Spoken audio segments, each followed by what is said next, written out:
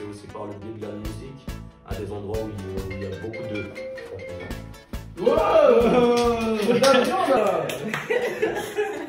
On l'a fait?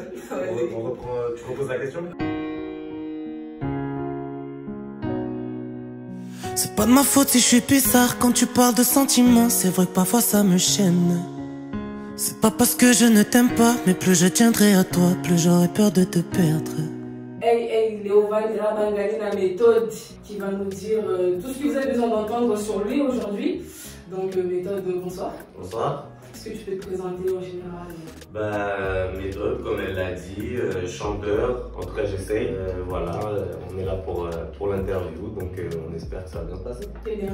Donc, tout d'abord, j'aimerais souligner que nous sommes très très heureux d'avoir parmi nous ce soir. C'est réciproque. Donc, l'homme que l'on appelle Méthode, qui fait danser les Tahitiennes sur TikTok. Je pense que c'est pas beaucoup de Maoris qui ont réussi à le faire, ça.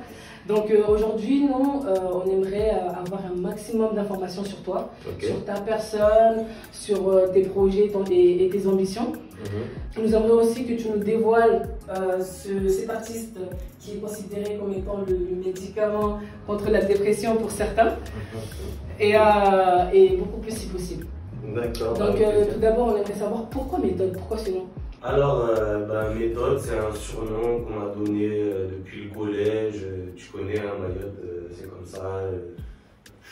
Tes potes te donnent toujours un petit surnom comme ça. Moi, c'est arrivé en cours. Au départ, j'aimais pas trop d'ailleurs, tu vois, genre, ça me cassait un peu la tête. Et puis, au fur et à mesure, je l'ai assimilé et c'est devenu mon blaze quand j'ai commencé à chanter aussi, quoi. Ok, ça fait combien de temps que tu as commencé la musique?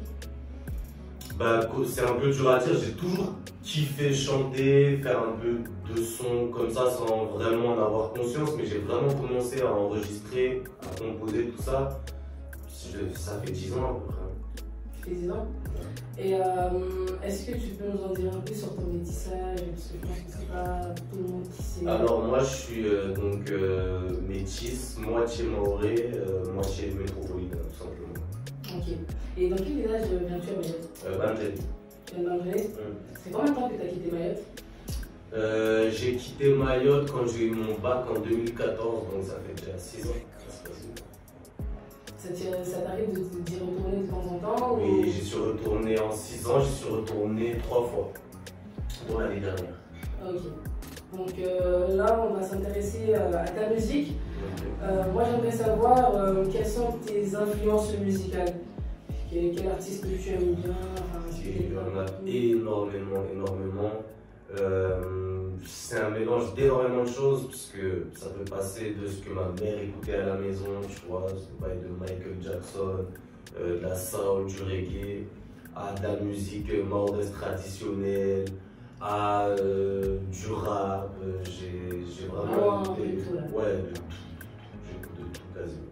Est-ce que tu as fait des études liées à la musique? Ouais, j'ai fait une école d'ingénierie du son pour être ingénieur du son. Ça consiste à quoi? C'est-à-dire jouer des instruments? C'est-à-dire, non, c'est l'ingénieur du son, je pense que vous savez un peu, parce que c'est un métier qu'on expliqué pour les gens, c'est tout simplement celui qui, ça peut être en studio, ça peut être en live. Moi, j'ai plus fait ça pour le studio. C'est-à-dire c'est celui qui va veiller à ce que les prises de son soient bien faites, qui va aussi mixer, qui peut aussi masteriser, qui va en gros faire bien sonner le son, la musique, tout ça. Ok. Donc aujourd'hui, est-ce que tu as signé dans un label ou tu es indépendant? Je suis indépendant, je suis en train d'ouvrir ma structure notamment avec mon manager, mais je suis en totale indépendance depuis déjà plus d'1 an. Avant j'étais indépendant aussi, mais je bossais avec un plus gros collectif, avec plus de gens. Et puis depuis 1 an, voilà, on est revenu vraiment, mon manager et moi, sur un truc beaucoup plus fermé, plus entre nous, et ça se passe bien. Donc là, vous êtes que à 2 ou tu as une équipe complète qui tient derrière? Après, tu connais, on est à 2 entre guillemets dans les papiers officiels, mais la musique, c'est le soutien de tout. De tous tes gars sur derrière. Si t'avais des noms à citer, Abdel, l'Islam, Ilias, El Ali, musique. Tu vois, il y en a énormément, c'est-à-dire que c'est une dynamique où tu as tous tes gars sur derrière toi qui vont te donner la force, qui vont te donner un avis, qui vont te dire si tu as fait un son qui est un peu en dessous, il va te dire donc c'est important, ça, c'est très important. Oui, c'est très important. Et aujourd'hui, qu'est-ce que tu aurais à dire sur nos artistes maoris en général? Un avis sur la musique mahoraise, les artistes mahorais? Je dois t'avouer que ça fait quelques années déjà que j'y m'y intéresse un petit peu moins qu'avant, que j'écoute un peu moins ce qui se fait, mais forcément en soirée, tout ça, j'entends toujours. Voilà. Je suis content, il y a une grosse scène, notamment qui est en train de naître à des endroits comme Kaweni. T'as plein de jeunes qui ont la patate, ils sont 50. Il y en a qui sont super doués en plus, tu vois. Donc je suis content parce que je pense que c'est aussi par le biais de la musique. Du coup, je trouve ça lourd qu'il y ait tous ces petits jeunes là, et je pense, comme je disais, du coup que ça peut justement avoir un impact contre certains problèmes. Par exemple, Kaohsiung, c'est un endroit où il y a certains problèmes de violence, des choses comme ça. Et je pense que c'est grâce à la musique que ou d'autres formes d'art ou de sport ou d'activités culturelles qu'on va arriver à faire bouger les choses. Donc voilà, c'est cool. Et si tu avais un top 3 d'artistes maoris que tu aimes bien? Que j'écoute bien? Un top 3, en troisième. Ouais, c'est dur, hein? C'est super dur. En troisième, je vais mettre un ancien que j'ai toujours beaucoup écouté qui s'appelle Babo. Je sais pas si tu vois. En deuxième, je mettrais mon gars Patsao, je pense. Je toujours très fort. Est-ce que, en plus, je fais un truc super prétentieux, je dis méthode en premier? Ah non, t'as pas le droit, non, là t'as pas le droit. Non, je rigole. Et en premier, c'est super dur à dire, c'est Bous. Ah ouais, t'aimes bien Bous? C'est vrai que Bous, ouais, c'est une légende pour moi. C'est un grand frère, c'est quelqu'un qui m'a beaucoup appris. Ah, tu connais personnellement? Oui, ouais. Je connais très.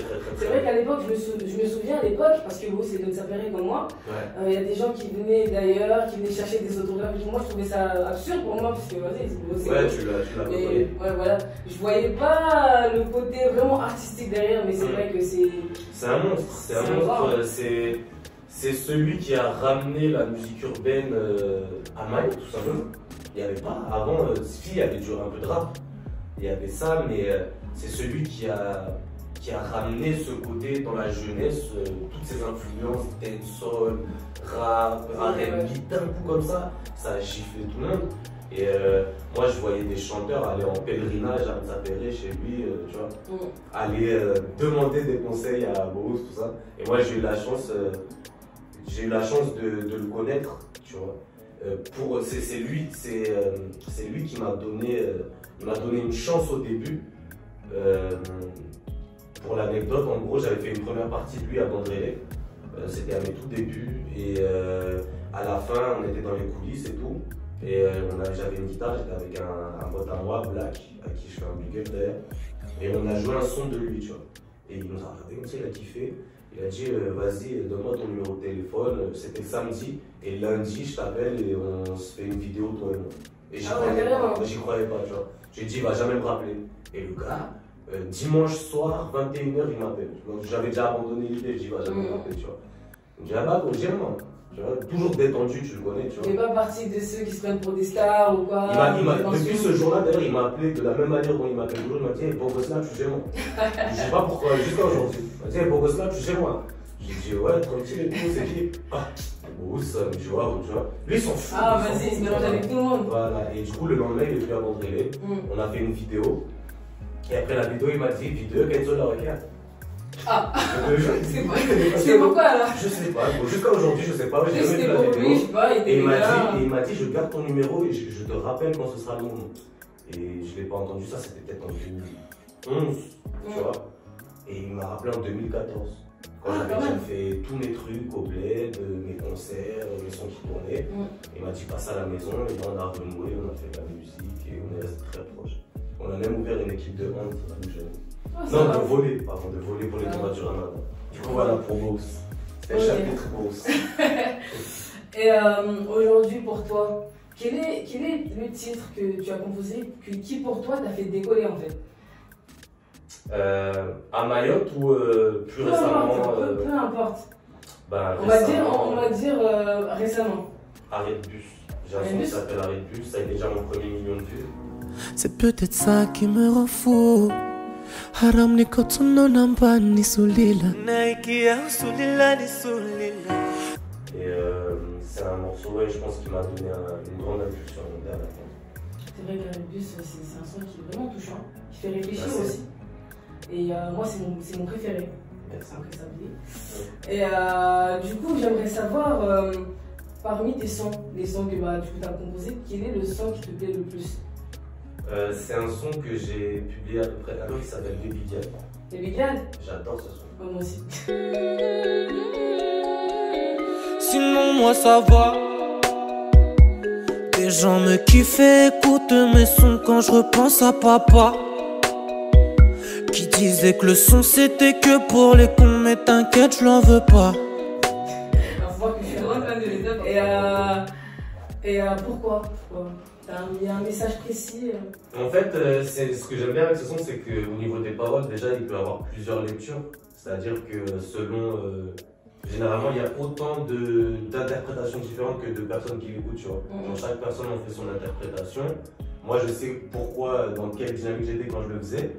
Et musicalement, je le trouve intéressant parce qu'il ressemble à pas beaucoup d'autres morceaux. Déjà, pas ce que je fais d'habitude. Et pas trop des trucs que t'entends. C'est un côté un peu à l'ancienne. Il y a un côté un peu. Ouais, tu vois. Il a quelque chose, et moi qui me touche et c'est rare parce que je déteste écouter mes propres morceaux.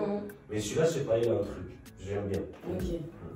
Et justement, là, on va reculer un peu. Dans ton son Domino que tu as sorti parmi tes freestyles là, récemment, tu as dit que tu étais parti pour mieux revenir. Est-ce que ça a un rapport avec l'absence que tu as fait il y a quelques années où on t'avait bien entendu entre tes premiers sons, Zina, Maoré, et tu as fait un blanc, enfin tu as sorti des sons, mais bon, on t'entendait plus. Et ensuite tu es revenu. Est-ce que tu peux nous dire pendant cette absence-là ce que tu as fait en ce qui s'est passé? Bah, j'ai énormément travaillé. J'ai énormément travaillé, mais c'était un choix. C'est-à-dire que. Dans la musique? Ouais. Ouais, j'ai énormément travaillé dans la musique parce que c'était un choix de. Je savais, tu vois, quand j'ai eu mon bac en 2014, à l'époque, je me rappelle, j'avais fait partie des premiers artistes à Mayotte qui faisaient les 100 000 vues. À l'époque, c'était énorme, 100 000 vues. C'était énorme, surtout pour Mayotte. Parce que la Wi-Fi, elle venait d'arriver, tout ça commençait, tout ça. Donc j'avais eu cet objectif-là, j'y avais réussi, j'avais fait des tournées de concerts, tout ça à Mayotte et tout. J'avais vécu mon rêve à Mayotte, tu vois. Et arrivé en métropole, je me suis dit que j'avais déjà fait ce que je voulais faire là-bas. Et j'avais envie d'aller explorer la musique différemment et de toucher plus de monde, tu vois. J'ai tout de suite eu envie de représenter en fait un peu Mayotte vers d'autres horizons, de ramener Mayotte ailleurs aussi, tu vois. Et je me suis dit qu'en fait ça allait passer par le fait de commencer déjà à travailler la musique en français, à chanter en français. Et je savais que beaucoup de gens ne comprendraient pas, tu vois, au début. Pourquoi se baser que sur le français? Voilà, pourquoi changer de style, pourquoi te baser. Et puis forcément, du coup, pendant des années, j'ai dû me chercher. J'ai dû trouver vraiment quel était le style vers lequel j'allais aller, ce qui me correspondait, tu vois. Et du coup, ça a été 2-3 ans de silence, mais j'ai jamais arrêté de faire. Enfin, on s'est dit, bon, lui, peut-être il va plus chanter. Ouais, je sais. Peut-être qu'il a d'autres choses. J'en parlais avec Boulam la dernière fois, et il me disait, en gros, quand t'as arrêté, en plus t'es revenu avec un style différent du français, on te le disait peut-être pas, mais il y a beaucoup de gens qui disaient, qu'est-ce qu'il faut, ça va pas, tu vois. Mais j'avais ma vision, je savais que ça allait porter ses fruits à un moment ou à un autre. Je savais pas quand, je savais pas comment, mais je savais que j'étais en train de modeler un truc. Et là, depuis un an, j'ai le sentiment que ça commence à prendre forme et que ça commence à avancer. Ce que tu viens de dire là, sur le schéma maoré et le français, c'est vrai que nous, les Maorais, on aime bien ce qui est que des schémas en fait. Ouais. C'est comme tes clips, Je me souviens, enfin, je sais pas si maintenant il y a des commentaires comme ça aussi. Il y a eu des commentaires, oui, pourquoi tu mets pas des Mahorais dans les clips? C'est que des blanches, tout ça, parce que nous les Mahorais, on aime bien qu'on soit reflété dans vos musiques et vos clips en fait. C'est comme si on veut absolument être représenté. Oui. Qu'est-ce que tu en penses de ça? Bah déjà, je me rappelle de cette petite mini-polémique entre guillemets. Je pense que tous les artistes qui viennent de Mayotte, des Comores, ils ont des commentaires comme ça. Dès que tu essayes de mettre une figurante qui n'est pas mahoraise ou comorienne, machin, tout ça, il y a toujours ça. Après, moi, je pense que dans les commentaires, des personnes qui m'ont dit ça, c'était des très jeunes, peut-être qui n'ont pas connu ce que j'ai fait avant, parce que j'ai passé ma jeunesse à Mayotte à représenter la femme mahoraise dans mes clips, la beauté de la femme mahoraise. Donc, c'est des gens qui ne peuvent pas connaître. Et aujourd'hui, si j'ai envie de mettre une asiatique, je mets une asiatique. Si demain j'ai envie de mettre une latina, je mets une latina. Je fais ce que je veux, c'est mon clip, c'est ma musique. Et si j'ai envie de mettre une mahoraise, je vais mettre une mahoraise. Il n'y a pas de préférence en fait, c'est en fonction. Non, c'est en fonction de. C'est en fonction. Et puis d'ailleurs, ce que les gens ne savent pas, c'est qu'on ne travaille pas tout seul. On travaille avec des réalisateurs qui ont des idées, qui donnent des avis. Faire un clip, c'est pas tu te réveilles et tu dis ah, je vais prendre une fille dans la rue, je vais la mettre, je vais la filmer. Exactement, c'est tout un travail. C'est un travail avec des gens qui vont aller faire de la recherche de figurants, de trucs, de facettes. C'est un énorme travail. Donc voilà. Justement, tu viens de dire qu'avant tu passais ton temps à mettre en avant la femme mahoraise, à mettre en avant Mayotte. Vu que tu as laissé un classique à mettre, parce qu'il faut le dire, le son mahorais est un classique maintenant, c'est carrément un son que les professeurs sont en train d'enseigner aux enfants à l'école. Est-ce que toi tu t'y attendais à ça justement? Est-ce que quand tu as chanté le son, tu t'es dit bon ça c'est un son qui va prendre autant d'ampleur à Mayotte ou tu as chanté ça comme ça? En fait j'ai chanté ça, c'était le dernier son que j'ai fait en quittant Mayotte tout simplement quand j'ai eu mon bac. J'avais besoin de faire un son pour dire au revoir quoi. Ouais, je l'ai balancé. Pour l'anecdote en plus j'avais commencé à le clipper d'ailleurs, mais le clip n'a jamais abouti. Et du coup je suis arrivé en métropole, les premiers jours où je suis arrivé je l'ai balancé comme ça sur YouTube. Vraiment plus avec, genre je suis allé sur Google, je cherchais une image sur Google Images de Mayotte, j'ai envoyé, tu vois. Et aujourd'hui j'ai vu des vidéos de ministres qui viennent à Mayotte, il y a des enfants, ça font du bruit avec la musique et tout. Parce que c'est une très très belle chanson, hein. Peut-être toi tu t'as ça m'impressionne. Vraiment, enfin on sent vraiment l'amour de Mayotte à travers ta chanson en fait. Ouais, je l'aime. C'est ce qu'il faut. J'aime Mayotte, de tout mon cœur. Quand tu as fait ton absence, t'es revenu, mais le son qui a plus sonné dans nos oreilles, c'était GPS. Je me souviens, dans tous les réseaux, moi je voyais dans tous les snaps, dans toutes les stories, ouais. GPS, méthode qui revient en force et tout. Est-ce que toi tu t'y attendais à ce que ce son il prenne. Bon, il n'a pas autant de vues, mais est-ce que tu t'es attendu à ça? C'était un peu de son retour quoi. Voilà. Ouais, je vois ce que tu veux dire. Non, je ne m'y attendais pas du tout, mais je vois ce que tu veux dire parce que c'est vrai qu'entre temps, j'avais sorti des petits sons un peu comme ça, mais on sentait que c'était pas. Voilà, on sentait que je me cherchais encore un peu, c'était un peu plus sombre. C'est vrai que celui-là, c'était le premier qui m'a remis un peu sur le devant de la scène, entre guillemets, et ça m'a fait plaisir. Mais j'ai jamais été dans une dynamique où je me dis, hey, c'est cool ce qui se passe, j'ai toujours envie de. Même là, maintenant, on a fait notre premier million, maintenant j'ai envie de faire 2, tu vois. Bientôt d'ailleurs, il y en a qui arrivent en plus. Ouais. Moi je regarde, hein, je regarde bien. Et justement, ce son, la GPS, toi tu l'as enregistré avec un autre label, c'était Ronit. C'est Ronit ou... En fait, je ne l'ai pas enregistré avec eux, mais je l'ai publié avec eux. Tu l'as publié avec eux, pardon, tu l'as publié avec eux. Ouais. Et avec d'autres sons d'ailleurs, il y avait GPS, il y avait Fallait, ouais, un autre son, Dispo. Dispo, ouais. Exactement. C'est bien enseigné. Est-ce que ces sons-là, pourquoi être parti jusqu'à La Réunion en fait? Pourquoi cette collaboration? Alors justement, ce que je te disais, c'est que je voulais pas. J'ai eu une vision à un moment donné, ce qui a fait que j'ai tout changé, ma manière de travailler, tout ça. C'est que souvent, en fait, les artistes mahorais, ils disent je vais rapper en mahorais, je vais chanter en mahorais en parlant de Mayotte, pour Mayotte, sur des scènes de Mayotte, avec des mahorais, machin, tout ça. Et je trouve qu'en fait, c'est le meilleur moyen pour que personne n'entende jamais parler de Mayotte, en fait. Tu vois. Aujourd'hui, je suis allé à La Réunion, je suis allé travailler avec des gens là-bas, c'était très productif et très instructif. Il y en a qui ne savent même pas ce que c'est la différence entre Mayotte, la Grande Comore, Anjou. C'est vrai. bande comore comme ils disent. Mais genre, et au final, c'est en allant travailler avec des gens là-bas que tu vas leur apprendre qui on est. C'est aussi en disant des choses qu'ils peuvent comprendre. C'est-à-dire, par exemple, regarde dans les derniers sons, par exemple, Arrête Bus, j'ai fait tout le son en français, j'ai dit une phrase à un moment en maoré, et dans les commentaires, il y a plein de gens qui ont demandé ce que ça voulait dire, quelle langue c'était.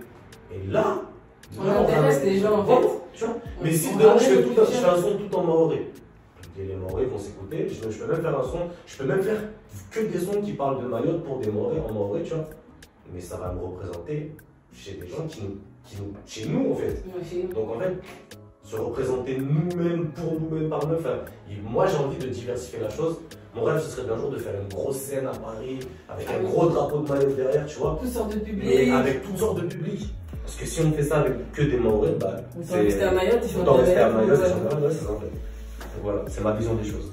Et du coup, pourquoi tu as arrêté de travailler avec ce label avec Renit bah, c'est tout simplement que la manière de travailler, de faire les choses ne correspondait pas, tu vois. Après, Renit, c'est une grosse usine, on va dire. Il y a beaucoup d'artistes, MC Box, STUN, machin, tout ça. Ils sont énormément. Donc, c'est une grosse usine, c'est un truc où déjà tu dois essayer de faire aussi de la place aux autres, machin, attendre, tout ça. Et moi, j'étais à une époque où j'avais faim, enfin, c'est toujours le cas. Et c'est pour ça que je suis en indé encore. C'est que j'ai envie de faire mes trucs quand j'ai envie. Si j'ai envie de faire 5 sons en un mois, si j'ai envie d'en faire un par an, j'aime bien avoir ma vision des choses et même du business. Donc c'est juste pour ça, mais il n'y a eu aucun problème vraiment particulier en fait. C'est juste. Rester en très bon terme. Ça va. Et du coup, là, je vais poser une question un tout petit peu personnelle, du coup. Et en fait, du coup, en parlant de ce label que tu as travaillé avec, il y a une autre personne qui était très très proche de toi qui a travaillé avec aussi. Ouais. On va parler de ton ami Oubé, du coup. Ouais. Parce que maintenant, on ne voit plus ensemble. Ouais. On voudrait savoir s'il s'est passé quelque chose de particulier ou bien vous avez juste eu envie de travailler chacun de son côté ou... Non, tu sais, parfois dans la vie, il y a des choses qui se font. Ce n'est pas qu'une question de choix. Parfois dans la vie, tout n'est pas une question de choix. Non, je vais essayer d'être le plus précis avec toi sans non plus rentrer dans les détails parce qu'il y a beaucoup de choses aussi qui sont de l'ordre du personnel. Oui, bien sûr. C'est juste que parfois, tu sais, dans la vie, tu vas faire un bout de chemin avec des personnes et au final, tu vas te rendre compte qu'arrivé à un moment, on n'est plus forcément dans la même dynamique. On ne voit plus forcément les mêmes choses, on ne pense plus pareil, tu vois. Et je pense qu'à ces moments-là, la meilleure chose, c'est pas de forcer, c'est tout simplement d'arriver à être mature et de dire bon bah bonne chance, chacun fait son truc, chacun suit son chemin, je te souhaite le meilleur. Et puis voilà, et puis chacun sa route et que Dieu te protège. Le meilleur reste à venir pour chacun. Ben j'espère. Okay. C'est déjà le cas. Enfin, j'espère. Du coup, il faut voir que depuis que tu as commencé, moi je dirais, ce que moi j'ai remarqué, depuis que tu as arrêté de travailler avec Renit, ouais. tu prends plus d'importance en fait. Ouais. On te voit partout dans les réseaux, tes sons prennent plus de vues. Est-ce que, par exemple, du coup, avec le million de Arrête Bus. Ouais. Mais il n'y a pas que Renit en fait. C'est qu'en fait, avant, il faut savoir qu'en fait, moi, j'ai jamais été signé comme artiste vraiment chez Renit. C'est qu'en fait, on avait notre structure. Donc à l'époque, comme tu as dit, il y avait eu des dedans. On avait un producteur aussi, tu vois, qui nous suivait. Magistral Music. Et en fait, notre label, du coup, Magistral Music, était en partenariat avec Renit. C'est-à-dire que nous, on faisait tout seul, nos musiques, on les faisait tout seul, nos clips, on les faisait tout seul. Et après, on bossait les sorties avec eux. Tu vois ce que je veux dire? Et on a quitté Renit depuis un petit moment. Et on a encore fait quelques sons avec Magistral Music. Et avant que même... voilà. Et j'ai envie de te dire que je pense que c'est plutôt à ce moment-là, à la rupture, pas de Renit, mais plus à la rupture après Magistral, que les choses ont commencé à changer parce que après Renit, on n'a rien changé, on bossait toujours de la même manière. Quand Magistral est mort, là, c'était vraiment un nouveau commencement pour tout le monde. Donc là, c'était, je me suis regardé comme ça avec mon manager, Vaz. On s'est dit, bon, on fait quoi maintenant? Tu vois? Et tout simplement, on a bossé. Voilà. Et qu'est-ce que ça te fait aujourd'hui de voir que t'as carrément créé un challenge sur TikTok en fait? Avec le son s'habiller qu'on entend partout, on entend vraiment partout. C'est parti jusqu'au bout du monde. On voit ça à La Réunion, Tahiti, Mayotte, ici en France. Qu'est-ce que ça te fait de voir que tu as carrément créé un challenge? Bah, si tu avais quelque chose à dire justement à ce public-là, ça serait quoi? Bah déjà merci, forcément. Elle est où la caméra? Merci. Merci. Du coup, non, déjà merci à tous ceux qui ont donné la force. Et en vrai, ces challenges, en fait, c'est incontrôlable. C'est-à-dire que t'es pas responsable de ça. C'est juste qu'un matin, il y a une jeune femme ou un jeune homme, ils vont se réveiller, ils vont faire un truc. Les autres vont kiffer, tu vois. Donc c'est sûr que de base, c'est parce que ton son leur a plu. Mais il y a aussi quelque chose d'incontrôlable là-dedans. Et du coup, moi, ça me dépasse, tu vois, quand je vois qu'il y a 4 000, 5 000 vidéos comme ça, de gens qui font une choré, tout ça me dépasse, surtout sur un son qui est pas si dansant que ça en plus. C'est ça en plus, ouais. Je me dis, ah ouais, c'est lourd.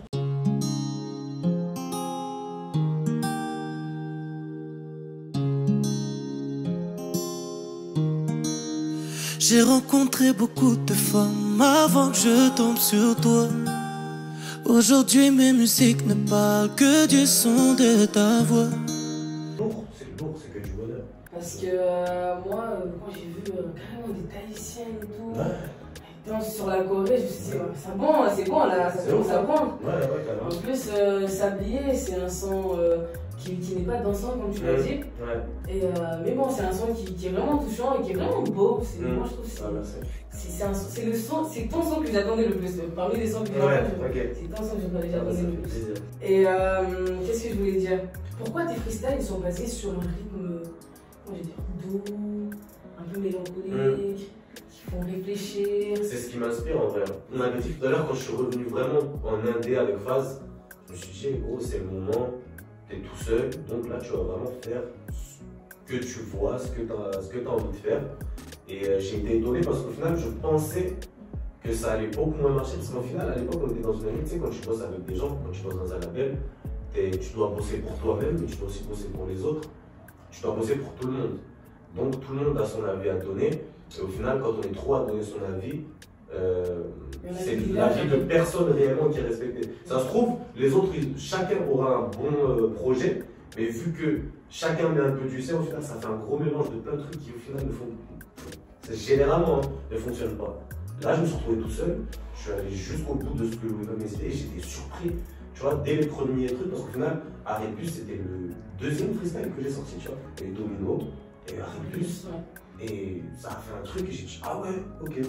Alors qu'au contraire, je pensais qu'en fait, les gens, ils attendaient de moi que je fasse des sons qui bougent, comme ça. Au final, j'ai fait vraiment un truc qui me touchait moi, comme ça, et j'ai vu les gens kiffer, j'ai dit, ah ouais. On va continuer. Parce que déjà quand on regarde les artistes maorais, on se rend compte que beaucoup du coup font l'inverse de ce que toi tu fais. Ils font des sons qui, si on regarde les TRL, pas ça ou tout ça, ils font des sons qui bougent un peu. Et toi tu as vraiment donné une douceur à tes sons qui fait que en fait ça différencie tes sons des autres. Et c'est vrai qu'on ne s'attendait pas à voir le public accroché à ces sons là en fait. Et justement en fait, dans tes sons, on a l'impression que, je sais pas, mais peut-être il t'est arrivé un truc ou bien tu parles en fonction, enfin tu chantes en fonction de ce que tu vois, ce que tu as vécu ou... Ouais, c'est ça, c'est surtout ce que je vois. Ce que tu vois. C'est surtout ce que je vois. Des fois, ça peut être des trucs qui arrivent à des potes, des fois, je peux te raconter même une histoire de film, mais comme si c'était moi qui l'avais vécu. Je dis toujours je. Oui, bien sûr. Je parle toujours à la première personne, mais la plupart du temps, c'est pas ma propre histoire forcément. Ça peut arriver. Mais la plupart du temps, c'est pas le cas. Ok. Et est-ce qu'on peut te mettre dans la catégorie d'artiste love? Tu te considères comme étant un artiste love ou... Non, pas spécialement, même si c'est vrai que l'amour, c'est un des sujets que j'aborde le plus. Mais je ne me considère pas comme un artiste love parce que, tu vois, je vais pas aller faire un son, oh, bébé, tu me montres, je vais pas bien, tu vois ce que je veux dire. J'essaie d'avoir des angles, tu vois, moi que je trouve intéressants. Et même dans l'écriture, je vais essayer d'écrire d'une manière différente. Donc peut-être un artiste qui parle d'amour souvent, oui, mais un artiste love, non, je ne rentre pas dans cette case-là. Ok. Et du coup, concernant tes freestyles, là, ça y est, t'as fini tes freestyles. Parce que Sablier, c'est pas un freestyle. Sablier, c'était. En fait, Sablier, c'est un format freestyle, mais j'ai pas marqué freestyle dessus parce que, au final, j'ai commencé à en avoir marre, tu vois, de ça, c'est un clip, ça, c'est un freestyle, tu vois. Maintenant, je pense que je vais plus fonctionner comme ça, sauf j'ai un concept qui s'appelle les méthodiques. J'en ai déjà sorti 2 ou 3, je sais plus. Et ça, par contre, je vais les continuer parce que c'est un concept à part entière. Mais maintenant, j'ai plus envie de me casser la tête à me demander ça, c'est un freestyle, c'est un son, il y a une vidéo, que ce soit un gros clip ou que ce soit une vidéo one shot. Maintenant, je pense que je vais balancer ça comme je le ressens et je vais arrêter d'essayer de tout étiqueter comme ça, freestyle et tout. Et est-ce que tu as des projets à venir avec d'autres artistes de chez nous ou pas? Oui, bien sûr. Déjà, il y a énormément de projets.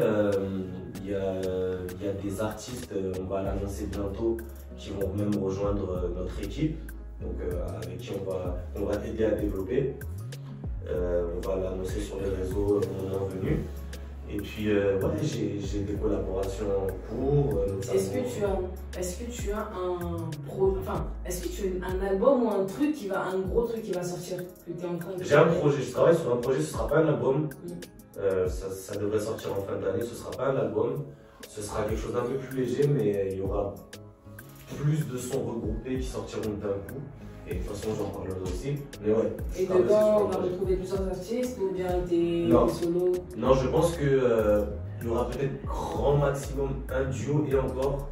En fait, je suis pas très fan des featuring. Je pense que ça se voit, j'en fais pas énormément. J'aime pas faire un featuring juste parce que l'autre artiste il marche bien et du coup ça pourrait être intéressant. Non, j'aime bien. Le seul featuring que j'ai fait là récemment, c'était avec Siou par exemple. Et je l'ai fait parce que ça m'a fait péter les plombs, tu vois.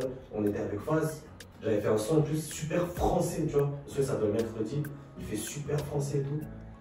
Et je sais plus qui a dit à l'autre, imagine, on fait poser Siou dessus. Et on a tapé une barre, tu vois, parce que Siou c'est l'inverse de ce son-là, tu vois. Siou c'est vraiment un truc très zouk, maoré, machin de ça. Et du coup, on essaie d'imaginer le truc. On s'est dit, ah ouais, ça va être incroyable, tu vois, comme ça, oui. Mais faire des featuring juste comme ça, stratégie, c'est pas trop mon truc. Mais par contre, il va sûrement y avoir courant fin d'année ou début d'année une collaboration avec Boulam. Parce que c'est mon gars déjà, c'est un gars avec qui on s'entend bien artistiquement et humainement. Donc c'est fort possible qu'on ait une collab. Ok. Et dans les années à venir, où est-ce que tu te projettes? Est-ce que toi, tu veux être pleinement dans la musique ou bien tu veux faire autre chose à côté, tu sais, être artiste et faire autre chose à côté, ou bien tu veux être que artiste? Franchement, si je peux bien gagner ma vie avec la musique, ça serait que ça. C'est le mieux. C'est le mieux. Si je peux faire quelque chose que j'aime et en plus me faire beaucoup d'argent avec, qui dirait non? C'est ce qu'on te souhaite. Qu'est-ce qui t'arriverait justement dans ce domaine-là pour que tu puisses te dire, ah tiens, ça y est, là j'ai réussi? Je pense que rien. Je pense pas qu'un jour j'arriverai à me dire vraiment j'ai réussi. En fait, t'as toujours une échelle en plus, tu vas toujours aller haut. Je pense demain, si je devais remplir un jour, Inch'Allah, un stade de France, je voudrais remplir un plus gros stade, donc je voudrais m'attaquer à d'autres pays. Enfin, je pense que le jour où je me dis là c'est bon, j'arrêterai en vrai. Et c'est pas le but. Comme ce qui s'est passé avec Mayotte. Je me suis dit là j'ai fait ce que je voulais faire à Mayotte et j'ai arrêté. Ok, je vois. En fait toi t'as pas de limite en fait. T'as pas un truc qui va te dire non là c'est bon. Chaque fois tu veux aller plus, tu veux prendre plus, parce que t'es passionné tout simplement. Je suis passionné et j'ai envie de partager ça avec un maximum de monde. Et si t'avais, j'ai déjà posé la question, mais si t'avais un truc à dire à ton public par rapport à tout ce qui se passe, qu'est-ce que tu pourrais leur dire? Attends, je vais regarder les caméras du coup. Du coup, comme je disais tout à l'heure, merci. C'est grâce à vous ce qui se passe. Je vais donner mon maximum pour continuer à vous donner un contenu qui vous plaît, pour vous faire kiffer.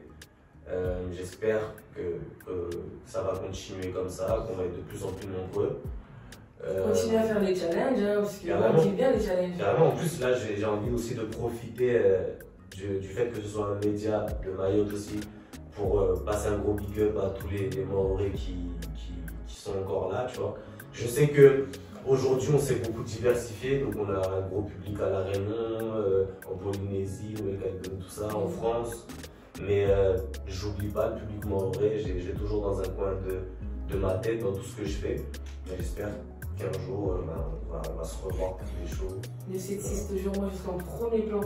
Dans le cœur. Dans le cœur à jamais. Ok, et pour terminer, qu'est-ce que tu en penses du projet, de la page Mohamed? Eh ben écoute, je viens de découvrir, comme je te l'avais dit, et c'est une super initiative déjà, d'essayer voilà, de faire ce genre de format, d'essayer de faire vivre Mayotte par le biais de trucs culturels, de machin comme ça. Grosse force à vous. J'espère que vous n'allez pas non plus vous fixer de limite, que vous allez viser le plus haut possible et que vous allez y arriver. Donc je vous voir à la télé bientôt. Toujours plus, toujours plus. Allez. Merci.